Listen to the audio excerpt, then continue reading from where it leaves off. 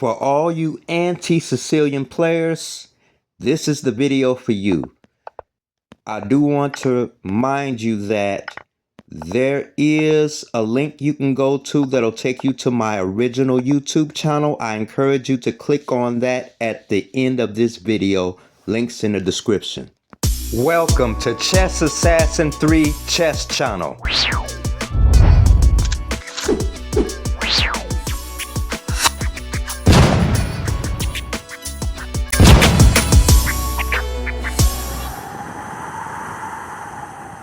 Today's topic on flexibility, particularly e6 variations in the Sicilian defense. When black plays e6 in the Sicilian, it can transpose to the 4-knight Sicilian or even into a French defense structure, depending on what white plays. In contrast to d6 instead, e6 in the e6 Sicilian, it is often less sharp and focuses more on central control and solid pawn structures. And to help me dive into the possibilities of it, I have a gang of detectives with me.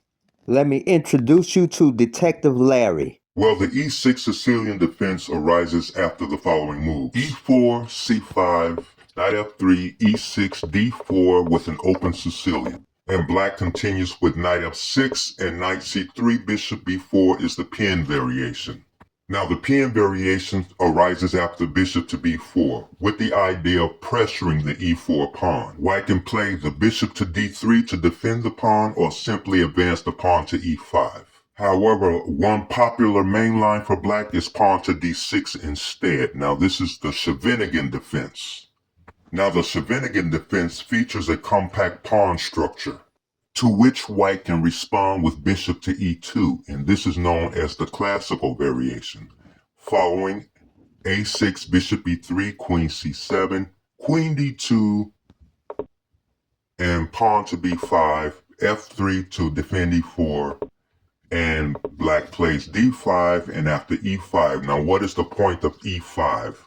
Well, the point is if queen captures pawn on e5, white will regain it. Bishop f4 and the queen is forced to go to the king's side.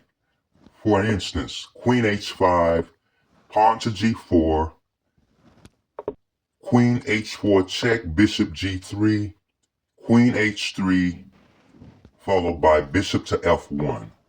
Queen h3, bishop f1, and his queen is forced to go back to h6. And after h6, white does not trade the queens, but simply advances the pawn to g5, gaining material. Okay, thank you very much, Detective Larry. Now here is Detective Smith. Now let's focus on white's sixth move. After the variation e4, c5, knight f3, e6, d4, c takes d4, knight d4, and now knight f6, pressuring the pawn on e4, after which white responds with knight to c3, defending the pawn, and black plays bishop to b4.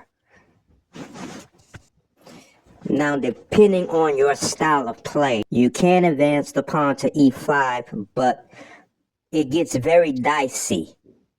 So therefore, I recommend the move bishop to d3.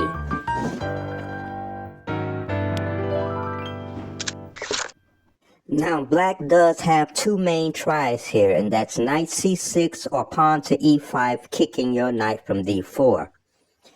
If knight c6, just trade the knight off. And if black plays the pawn to e5, kicking your knight, you just drop the knight back to e2.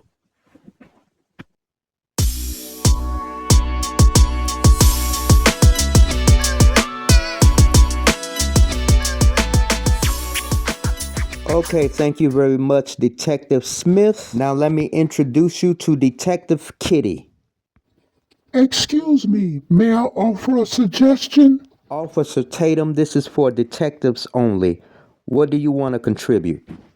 Instead of bishop to b4, black can play the pawn to d6, going for a solid pawn structure. What other option does white have against this setup by black? Well, I can answer that for you in 1 minute. Let me get on board. Black has the aggressive response, pawn to f4. And this is known as the Kiris attack. Let me give you the variation. Pawn to a6, bishop e2, knight c6, bishop e3, bishop d7, bishop f3, rook c8, queen e2, pawn to b5. And the idea is that black will attack on the queen side while white goes for a king side attack.